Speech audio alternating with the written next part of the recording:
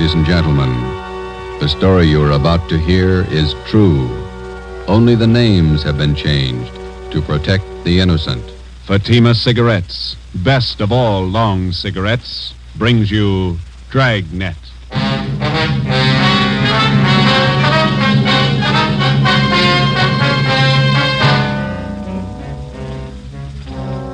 You're a detective sergeant. You're assigned to Narcotics Bureau. A vicious criminal has resumed operations in your city. His profession, dealer in narcotics. You know his name. You know he's guilty. Your job, prove it. If you want a long cigarette, smoke the best of all long cigarettes. Smoke Fatima. Fatima is the long cigarette which contains the finest Turkish and domestic tobaccos superbly blended to make Fatima extra mild. And that's why Fatima has a much different, much better flavor and aroma than any other long cigarette. That's why Fatima has more than doubled its smokers, coast to coast. So, if you want a long cigarette, smoke the best of all long cigarettes. Smoke Fatima. Dragnet, the documented drama of an actual crime. For the next 30 minutes, in cooperation with the Los Angeles Police Department, you will travel step by step on the side of the law through an actual case from official police files. From beginning to end, from crime to punishment, Dragnet is the story of your police force in action. It was Thursday, January 21st. It was cold in Los Angeles. We were working the night watch out of Narcotics Bureau. My partner's Ben Romero. The boss is Thad Brown, chief of detectives. My name's Friday. I was on the way back into work, and it was 3:49 p.m. when I got to the main lobby of the City Hall. Public phone booth.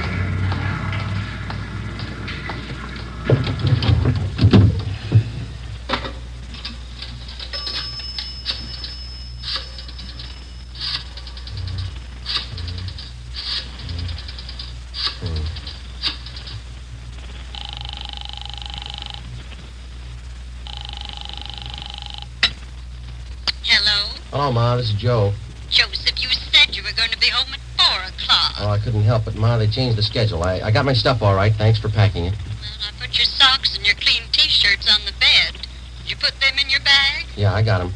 Got them off the clothesline right after you called. They weren't quite dry, or I would have packed them for you. I got them all right. Listen, Ma, I'll call you whenever I get the chance. Now, don't worry. How long are you going to be gone? I haven't any idea. Maybe a month. All depends. How can I get in touch with you? You can't. Call Ben. He'll get the message to me somehow. Where is it you're going, Joseph? Well, I'm not going anyplace, Ma. I'll be right here in the city, but I just won't be able to come home for a little while. It's a special job. No, like the last time? Yeah. Well, you be careful now. Watch what you order when you're eating out in those awful restaurants, Yes. and get your rest. Yes, you ma'am. need plenty of rest. Yeah, okay, Ma. I'll be all right. I was shopping today. I bought a nice loin roast for dinner tomorrow night. Now, you won't be here. Why don't you invite the neighbors over? The Newtons? That'd be good company for you. Well, maybe I'll ask your Aunt Elizabeth over. Yeah. Now, don't worry. If you want to get in touch with me, you deliver the message to Ben, okay? Yes, all right. What kind of work you be doing? It's going to be dangerous? Oh, it's just another job, Ma. It'll work out. I'll call you when I can. All right, Joseph. And be careful now. Take care of yourself. Yeah, you too. Goodbye, Ma. Joseph. Bye.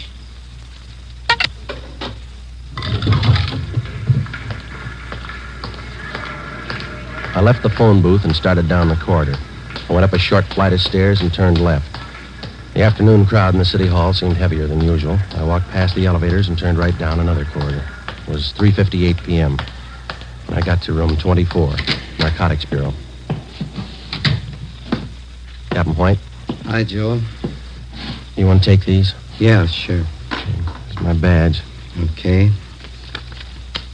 There's all my identification and my gun. Right. I'll take care of them for you. These clothes look all right? Just a minute. Now, let's see. Yeah. I don't like that tie. Romero, Yes, Gibber? let's see your tie. Yeah, swap with Friday, will you, Ben? Christmas tie's pretty loud. Mine's not. That's the idea. Here's some stuff to carry in your pocket. Social security card, ID card, all made out to Joe Kyber. Mm-hmm. And some book matches from St. Louis, a couple from Reno, Nevada. Okay. You pick up another gun? I loaned him my .25 automatic. It's small. It's easy to carry. Suit yourself. I don't have to tell you to be careful. No. It's a chance we've been waiting for, Joe. A lot depends on you. I'll do what I can. Just one thing I want to tell you. Take your time. Take all the time you need. Don't push it. I understand. No time limit. Your time's up when they find out who you are. Captain Lynn White and I left the Narcotics Bureau together with Ben and Johnny Bingham. We went down the hall to the office of Chief of Detectives Thad Brown. As in most major narcotic cases, the plan involved the coordinated work of all three offices, the federal, state, and our own local bureau. The operation involved a great many men and a lot of time. When we got to the Chief of Detectives office, two men were with him. Bill Craig, the agent in charge of the Federal Bureau of Narcotics for the Southern California area, and Inspector Virgil Beckner, head of the State Narcotics Bureau for our district. All of us had one common goal, the apprehension and conviction of two men, Arthur Belmont and Ralph Costello. The first man on the list, Ralph Costello. Chief Brown outlined the overall plan. Craig, your federal men have been tracking Costello off and on for 3 years now. Beck's over your state agents. Same for our men. This time we can't afford to miss. You figure an undercover man working locally? Is that right, Chief? Yeah, Craig, he'll start right from the bottom, work up the line till he gets to Costello, if he gets there. Beck? Where are you going to start? Captain White, would you lay it out for Beck and Craig? Yeah. Friday here's going to handle the job. He's got his full instructions. Joe, you want to fill him in? All right. I'll make my first contact tonight. I'll meet in a bar down on South Pico with another one of our undercover men, Benny Arredondo. He'll introduce me as Joe Kyber to one of his informants. The informant is supposed to help get me into the Flats gang. The same bunch running on the south end of town? Yeah, small-time peddlers, procurers, a little bit of everything. Go on, Friday. When I get in the gang, I run with them until I find out where and how they make their buys. After you get a contact, you make buys all the way up the line and get as close as you can to the town. Yeah, that's right. You worked out your contact with us? He knows that under no conditions will he be seen around the department here. It's been set up that I have a hotel room lined up down on the east side. Romero here and Captain White will be my only contact with the office. I'll be using the name Joe Kyber. Sounds all right to me. How about you, Craig? How about that informant Friday? Can you count on him? Arredondo thinks a lot of him. He says he's a good man. He's the first rung on the ladder. He's got to be solid. Well, if he's not, we won't have far to fall. Depends on how you look at it. You can kill yourself in the bathtub. 8 p.m., Thursday, January 21st. I checked in at the Casino Hotel on Terminal Street. I registered as Joe Kyber, Omaha, Nebraska. I was given the key for room 5. The rent was $7 a week. I unpacked a few things I had in my bag, went down the hall, and took a shower. I went down to the lunchroom on the corner. I had an egg sandwich and a cup of coffee. It was 11:18 p.m. when I walked into Blue Wright's Bar and Grill. I ordered a beer and sat down. I watched the missing persons program on the television set above the bar. Lose somebody, Kyber? Hello, Benny. Been here long? I just got here. Where's your boy? Sitting over there with that fella in the blue suit. Name's Gene. Who is the guy in the blue suit? One of the Flats gang. Gene's lining up your introduction now. Guy's name is Ludwig. They call him Lud. He knows me as Steve. Right. What do we do? Sit tight till Gene gives us the word. The tie of yours looks like it's on fire. Look all right? I wouldn't wear it. Lud would. Get in the hotel okay? Yeah, all set. Room 5. Gene wants us. Let's go. Okay. Hi, Steve. So your boy got here? Yeah. Gene, meet Joe Kyber. Hi. This is Lud. Joe Kyber, Lud. Sit down. You like the fights, Kyber? Yeah. I got nothing out here in that line. I used to go to the Garden when I was east. I got some fine cards at the Legion. Where? Hollywood Legion, Friday night. Some classy-looking fighters out there. Where is that? Out in Hollywood. Nice little stadium. I'd like to go with you sometime. Tomorrow? I got a date. Maybe next week. Bring her along. A lot of women go. Not this one. Okay. Hey, you guys hungry? I could eat. Yeah. Joe? Sure. How about here? Nobody eats here. Well, steam table over there. The stuff smells pretty good. So does garbage if the wind's blowing the other way. Let's get a French dip sandwich, huh? How about Galbraith's over on Sotelo? Okay. How about you guys? Sure. Well, let's go. All right. You from the east, Kyber? Omaha, Memphis, all around. Yeah. You don't talk very much. You do. You talk tough. Are you tough? Sometimes. This place we're gonna go eat, sometimes the meat's tough, too. Yeah? Just like a piece of tough meat, you can always cut it down to size. The following week at the fights, I met some of the other members of the Flats gang. They were a typical group of hoodlums. Unlike fiction writers have portrayed them, generally gangs of this type do not operate under a gang leader. Each member considers himself the best of the lot. For all practical purposes, they didn't need a leader. But as in any group, some men are more dominant than others. Lud was one of these. Because of his tough manner, I observed that the gang members placed confidence in Lud.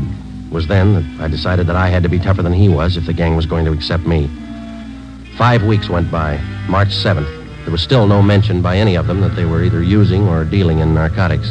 Come on in, Kyber. Sit down. Lud? Kyber, meet Jerry Phil. Bye. I picked up the tickets for the basketball game tonight. Good seats? Yeah, they look okay. Got an extra, Ducky? Maybe I'd tag along. Yeah, we got 4. You look kind of sad, Cabba. He always looks that way. First he was tough, now he's sad. Oh, you and that mouth. You know it all, don't you? No offense, you look a little low. I don't know about you, Cabba, but I'm a little under par. I'm gonna have myself a pop. You interested? No, I don't use it. Why don't you try it? You might get a kick out of it. I have. It's all right going up, but it's nothing coming down. That's where you make a mistake. Stay up. Don't come down. Fella. You heard what he said, Jerry. You don't like it. How does he know? He never stayed up long enough. Take your pop and shut up. You talk about Kaiba trying to be tough, you think you're the big wheel around here. That's enough. You gotta quit giving orders, Lud. You know better than the rest. Look, little man, knock off that kind of talk and keep us both happy. Sure. The boss, man. You know, I got one positive way to shut you up. Why don't you two quit it? This huh? concerns me and Phil. You keep your mouth shut. Well, don't get mad at me. I only wanted to save an argument. Can it, I say. Now, look, big mouth, you can push Fell around, but not me. Now you're playing the tough guy again, ain't you? Why don't you go over there and sit down, huh? You sit me down, punk. All right, now listen to me, both of you. I'm tired of being talked down to like a junior member of the firm. You either treat me equal or leave me alone. You understand? You had it coming, Lud. Yeah. All right, put that bottle down, Lud. Where'd you get that gun? You carry that thing right along? Right along. Put it down, Lud.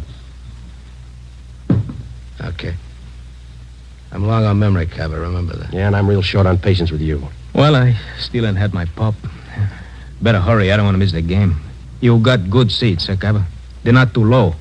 I can't see nothing if they're too low. Don't worry. You'll be high enough. 2 months went by. By playing the tough guy, I gained a great deal of prestige in the eyes of the other gang members. Jerry Fell made sure that all the members heard about that episode up in Lud's room. Dealers and users of narcotics rarely carry guns. The members of the Flats gang were small-time peddlers and users. They're referred to as mules or small fry. When they found that I carried a gun at all times, they were impressed. They considered me one of them. Since the very beginning of my undercover work, I met weekly with Ben Romero and Captain Lynn White of the Narcotics Bureau. I would be picked up at a different location each time, making sure that I wasn't followed, and we would remain in the car and drive around in a remote section of the city discussing my progress with the gang. During this first 3-month period, under the pretext that I had clients to furnish, I made 2 small narcotics buys, one for $13 and one for $8. As soon as the purchases were made, I would mark them for identification, contact Ben, and then turn the narcotics over to him to be booked as evidence by the property clerk at Central Division. Another month went by. Thursday, June 5th, 11 p.m. We had just returned from the midget auto races, and we were sitting around in Lud's room. You mentioned something out at the races, Kyber. Now what's on your mind? I told you, Lud, I need a half a dozen caps right away. I got people putting the bite on me. Old customers. How old can they be? You only been out here 5 months, remember? When they're hooked, they get to be old customers in a month. I fixed up 2 buys with Morse for you. Tony says he can't handle anymore. Hasn't got enough around.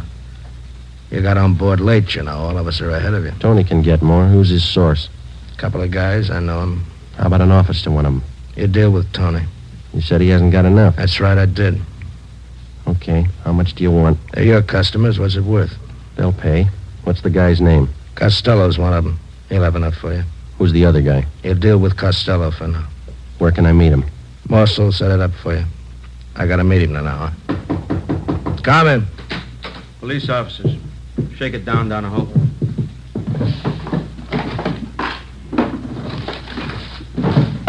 What's the trouble? Checking for a robbery suspect. Find anything, George? Room's clean. We don't know anything about a heist. You'll have to come downtown and answer a few questions. What's the matter with you, fella? You look like we spoiled your party. Yeah, you spoiled it.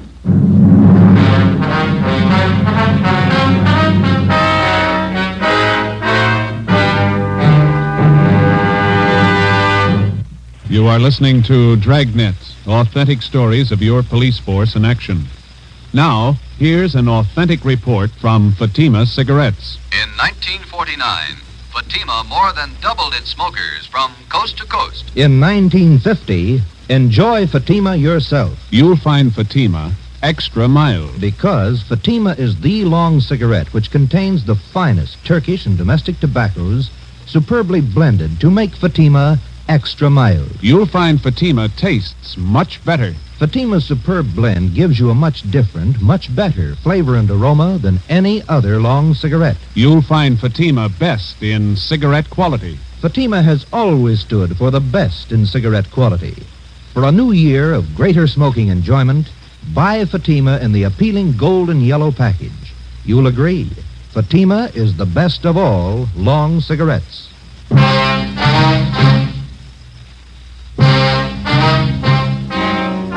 The chance of my being picked up while working on an undercover assignment was one which all of us had considered. Since only a handful of men out of some 5,000 working police officers in the department knew anything about our narcotics investigation, we knew that such an occurrence was not impossible. It's one of the chances we had to take. In this instance, we lost, and the critical meeting with one of the men we were after was forestalled.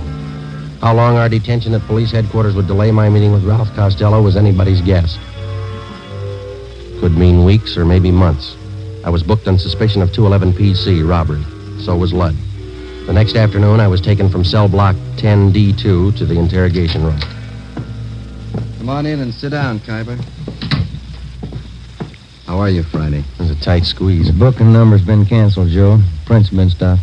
Those two men from robbery who pulled me in, Wynn and Donahoe, I thought I was in trouble for a minute. They had no idea you were in that room. Once they got up there, they had to follow through. Well, they played it right. They remembered their etiquette. If either one of them had said hello before you did, you might have been in big trouble. Well, I'm in big trouble anyway. I had a meet all set with Costello. Almost set, anyway. Just a case of bad timing in that pickup, huh? Well, if they'd have got there 2 hours later, it might have been different. Well, how do you stand now? How close are you to Costello? I need some more money. I got to pay off Ludd. And he'll take you to Costello if you pay the right price? Yeah. Ludd's working through Morse. You know about him. Remember, Friday, if there's any questions when you get back to that gang, you were booked for CCW. You're out on bail. Yeah. I got you another gun, Joe. 32 automatic, okay? Yeah, thanks. I couldn't go back with the same one. What about the federal and state men? How are they doing? Pretty good. Federal men picked up Costello in Fresno. He was connected with the sale of 6 cans of H. Mm-hmm. That much heroin up there. No wonder Ludd can afford to hold me up. He knows there's a shortage down here. Case isn't too strong against him. When it looked definite that we had him, they were going to call you off. He's out on bail. Costello's back down here now. Yeah. Seems like we get our hands on the guy, but we can't hold him. Narcotics in their possession or under their control. That's what the book says. That's the way we got to get him. We'll get him that way. It's up to you now, Friday. Stay with it and keep your chin covered. Well, if you need anything, Joe, call. Your mother's been over at the house for dinner a few times. She's okay. Thanks. Tell her I'm all right, will you? Sure. She worries a lot about you, Joe. Anything happened to you, it'd just about kill her. That makes 2 of us. I'll see you. Before I left the city hall, Captain White drew out some more money from the Secret Service Fund. This fund is for the sole purpose of undercover work. This latest amount was for the narcotics buy that I hoped to make with Ralph Costello. An hour before I left, Ludd was released on a writ that he had arranged for. Saturday, June 7th, 9 a.m. I checked back into my room at the Casino Hotel. During the 3 weeks that followed, I kept asking Ludd to arrange a meeting for me with Tony Morse, the next man on the ladder, on the way up to Costello. Ludd kept stalling me. Another week went by. Captain Lynn White, Ben, and I held our regular weekly meetings. On July 6th, Ludd told me that a meeting with Morse had finally been arranged for 8 p.m. that night. I called Ben and told him I'd meet him and the captain immediately after I talked with Morse.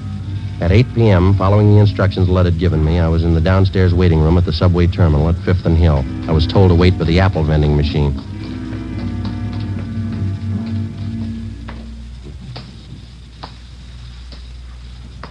Excuse me, mister. Oh, yeah, sure.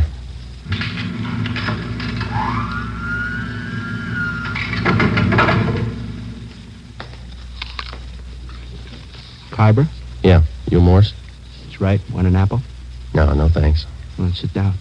All right. Now, what'd you have in mind?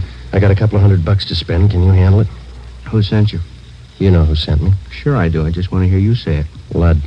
We can handle it. What'd you have in mind? I said $200 worth. That's 40 caps. We got it.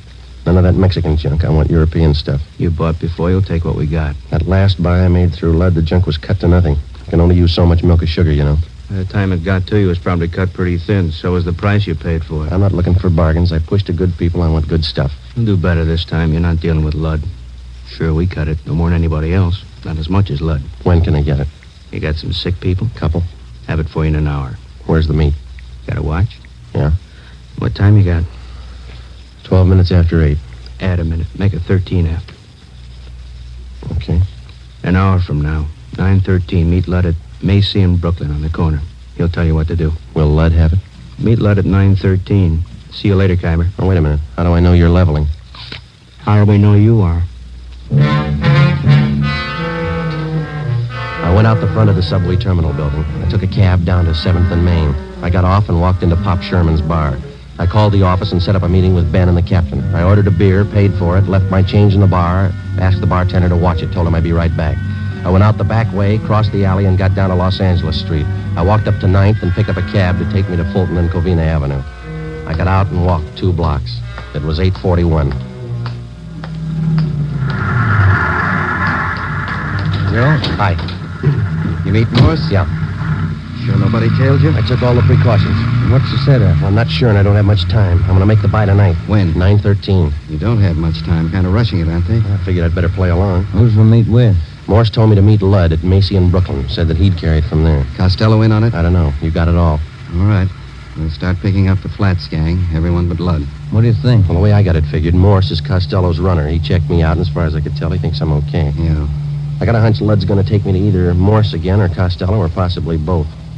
I don't know where the actual meet's going to be. That means a tail job. We'll have to pick you up at Macy and Brooklyn and stick with you until after Lud leaves, if he does, and follow through with you. Figure it wide, Skipper. Don't worry, I know we're close. What time you got, Romero? 10 minutes to 9. Turn down the next block. Right. Pull up here, Ben. Here you go, Friday. Keep your chin covered. Yep. Hey, Hello, Phil. friends of yours in the car? Why? I know them. They ain't friends of mine. I didn't say I knew him. I don't know the guy driving, but the other guy, I seen him lots. Just about 4 weeks ago, we all seen him, huh? That fuzz, white, narcotics man. Oh, yeah. Well, they've been riding me since they picked me up with a gun. Won't do, cop. Narcotics man ain't got nothing on you. That was robbery, remember? They got a make on me from Nebraska. They've been on me ever since I got here. That figures. You're one of them. All right, look, Jerry. I'll argue with you later. I'm in a hurry. I got to meet Lud. I tag along. I want to see Lud, too. You going to spill to Lud about what you think? Maybe. I figure I owe it to him. I known him a lot longer than you. I know he ain't no cop. And you're sure that I am? I know you are. Let's see what Lud thinks. Yeah. All right, come on. On your feet. Get out. I looked at my watch. It was 2 minutes to 9. In 15 minutes, I had to meet Lud. I had to hit Jerry Fell. I couldn't take the chance of him getting to Lud before I did. I couldn't leave him. I couldn't take him with me. I pulled him to his feet and half dragged and half carried him 2 blocks before I spotted a patrolman. Hey, officer! Officer, over here! Yeah, what's the trouble? I'm Friday, Central Narcotics. Yeah. Take this man and get him downtown. Contact Chief Brown. He'll identify me. Serial number 2288. Friday, Narcotics. The suspect's name here is Jerry Fell. You got it? Yeah, you got some kind of identification? No, I haven't. Not a thing. This is special duty. I'm sorry, I don't know you. Have to hold you till I call in. All right, but hurry, huh? Call box right here.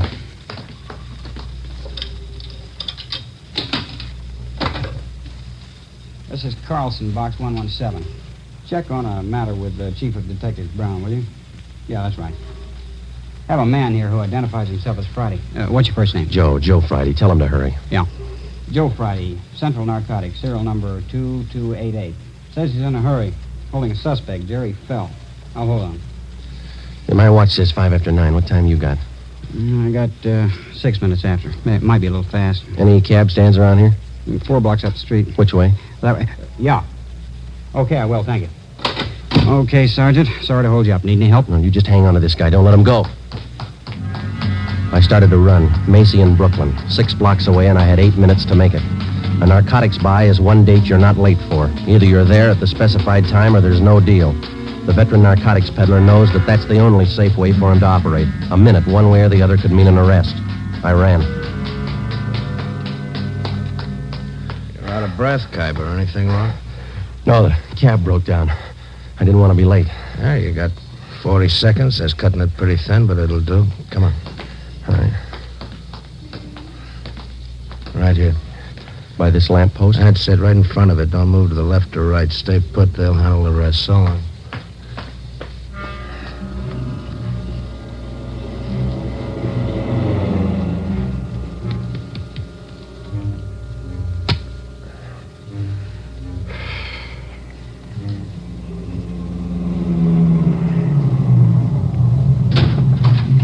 Get in, Kyber.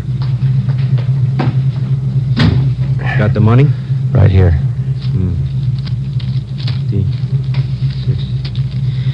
200. Here's your package. Okay. That's it. Joe Kyber, meet Ralph Costello. Hi. Hello. Out this side, Kyber. Okay. I'll see you.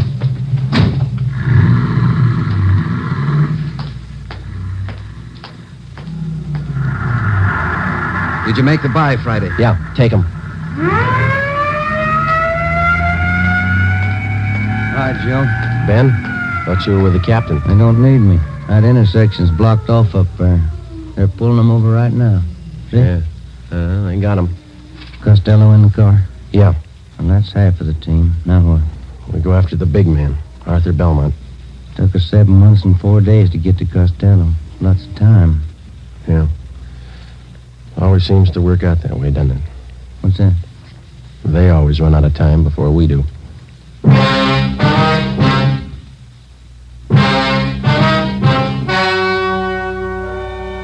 The story you have just heard was true. Only the names were changed to protect the innocent. On July 6th at 10:45 p.m., Ralph Costello was taken to the Narcotics Bureau, the interrogation room. In a moment, the results of that interrogation.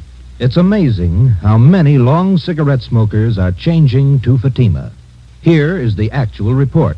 From coast to coast, Fatima has more than doubled its smokers. Yes, more and more smokers every day are discovering that Fatima is the best of all long cigarettes. Smokers find Fatima has a much different, much better flavor and aroma than any other long cigarette. They find that Fatima is extra mild because it's the long cigarette which contains the finest Turkish and domestic tobaccos superbly blended to make it extra mild. Enjoy extra mild Fatima yourself. Best of all long cigarettes.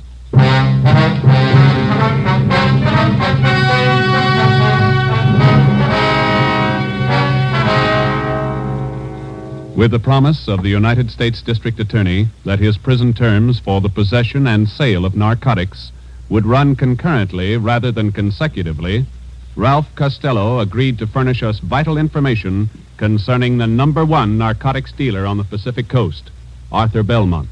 Next week, the big man, Arthur Belmont.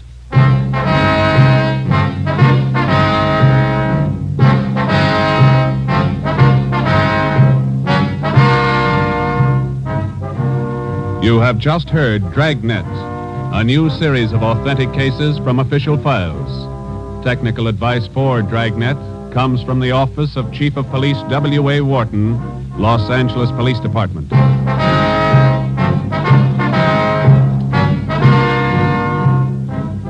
Fatima Cigarettes, best of all long cigarettes, has brought you Dragnet from Los Angeles. Hear Mr. and Mrs. Ronald Coleman in the Halls of Ivy tomorrow evening on NBC.